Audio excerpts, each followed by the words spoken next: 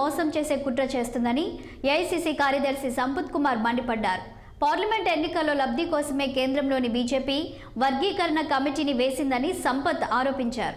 2004లోనే వర్గీకరణ కోసం సోనియా గాంధీ ఆధ్వర్యంలో ఉషా మెహ్రా కమిటీని ఏర్పాటు చేశారని ఆయన గుర్తు చేశారు.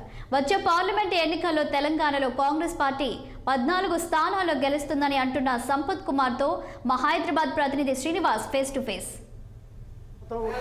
అమలు చేయకపోతే ఖచ్చితంగా ప్రజలు తొంగలో దొక్కుతారని చెప్పేసి కూడా 100 అడుగులు దొక్కుతారని చెప్పేసి కూడా మాజీ మంత్రి ఇటు వర్కింగ్ ప్రెసిడెంట్ కేటీఆర్ అంటున్నారు. దీనికి సంబంధించి మనతో మాట్లాడడానికి ఏఐసీసీ కార్యదర్శి సంపత్ ఉన్నారు. చెప్పండి, కేటీఆర్ 6 గ్యారెంటీలు అమలు చేయడం సాధ్యం కాదు కాంగ్రెస్కు, ఖచ్చితంగా ప్రజలు రాబోయే రోజుల్లో అనగదొక్కుతారని చెప్పేసి కూడా తొంగలో దొక్కుతారని కూడా చెప్తున్నారు. దీనికి సంబంధించి ఏం చెప్తారు మీరు? మేము 6 గ్యారెంటీల పేరు మీద అధికారంలోకి వచ్చి 60 రోజులు కూడా కాలేదు. 600 గ్యారెంటీలు ఇచ్చి 10 సంవత్సరాలు అధికారంలో ఉన్నాడు. వాళ్ళు నెరవేర్చలే, వాళ్ళని ఏడదొక్కినో మనం చూస్తున్నాము. తొక్కి అధపాతాళంలోకి పోయి ఇంకా బయటకు కూడా రాలే, అప్పుడే విమర్శలు చేస్తూ ఉన్నారు. కనుక ఒకవేళ మేము అన్ని 6 గ్యారెంటీలు పూర్తి చేస్తే ఎవరిని దొక్కాలి, ఏడదొక్కాలి. కనుక రాజకీయాల్లో కొద్దిగా మెచ్యూర్డ్గా మాట్లాడతాడు కేటీఆర్. నేను కూడా అనుకున్నా, నాకు కూడా మంచి మిత్రుడు, సహచర శాసనసభ్యుడిగా ఉండి ఇద్దరం కలిసి పనిచేసినాం. కానీ ఇంతకు ముందు ఉన్నటువంటి ఆ ఐక్యూ అంటారు, ఐక్యూ ఏందో కోల్పోయిండు. ఓడిపోయిన తర్వాత ఆ చాదస్తంలో, ఆ నైరాశ్యంలో మాట్లాడే మాటలు తప్ప ఇంకా 60 రోజులు కూడా కాలే. అప్పుడే ఇవన్నీ విమర్శలు చేయడంలో అర్థం పడుతుందో కొద్దిగా సోయుండి ఆయన కూడా, ఎందుకంటే 10 సంవత్సరాల అధికారంలో ఉండి ప్రభుత్వాన్ని నడిపించిన వాడిగా ప్రభుత్వానికి ఏదైనా చేయడానికి, అది గ్రౌండింగ్ కావడానికి, ఫలితాలు రావడానికి ఎంత సమయం పడుతుంది అనేది వేచి చూడాల్సిన అవసరం ఉండే. కానీ విఘ్నత కోల్పోయి మాట్లాడుతూ ఉన్నాం. కేంద్ర ప్రభుత్వం వేసిన ఎస్సీ వర్గీకరణ ఏదైతే ఉందో దానికి సంబంధించి మీరేం చెప్తారు? పచ్చి బూటకము.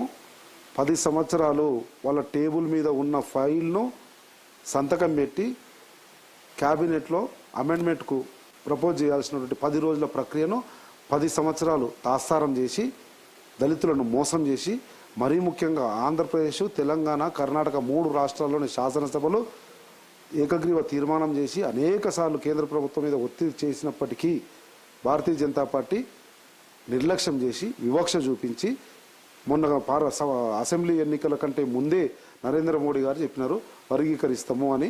మందకృష్ణ సాక్షిగా, లక్షల మంది మాదిగల సాక్షిగా చెప్పింది కదా. 10 రోజుల్లో చేయగలుగుతుండే. 1.5 మంత్ తర్వాత ఎన్నికలు వచ్చినాయి. అయినా కానీ వాళ్ళు, మా దళితులు మరీ ముఖ్యంగా మాదిగలు నమ్మలేదు కనుకనే వాళ్ళకి సీట్లు రాలేదు. కాంగ్రెస్ పార్టీ నమ్మిన కనుకనే కాంగ్రెస్ పార్టీ అధికారంలోకి వచ్చింది. ఇప్పుడు కూడా చెప్తా ఉన్నాం, ఆ రోజు ఉషా మెహ్రా కమిషన్ వేసింది కాంగ్రెస్ పార్టీ, వర్గీకరించాలని నిర్ణయం తీసుకున్నది కాంగ్రెస్ పార్టీ.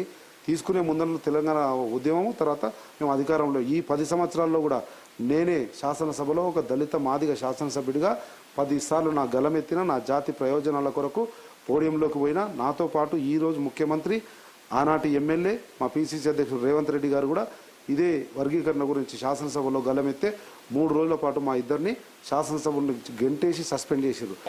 మొత్తంగా ఏదైతే కేంద్ర ప్రభుత్వం వేసిన ఎస్సీ వర్గీకరణ కమిటీకి బూటకం అని చెప్పేసి, అదేవిధంగా ముఖ్యమంత్రి దావోస్ పర్యటన విజయవంతమైంది. అంటే రికార్డు స్థాయిలో 40,000 కోట్ల పెట్టుబడులు తీసుకురావడంతో పాటు ఖచ్చితంగా ముఖ్యమంత్రి రేవంత్ రెడ్డి ఆధ్వర్యంలో తెలంగాణ అభివృద్ధి చెందుతుందని చెప్పేసి కూడా ధీమాగా చెప్తున్నారు ఏఐసీసీ కార్యదర్శి సంపత్. కెమెరామెన్ సంతోష్తో శ్రీనివాస్, 6 టీవీ, హైదరాబాద్.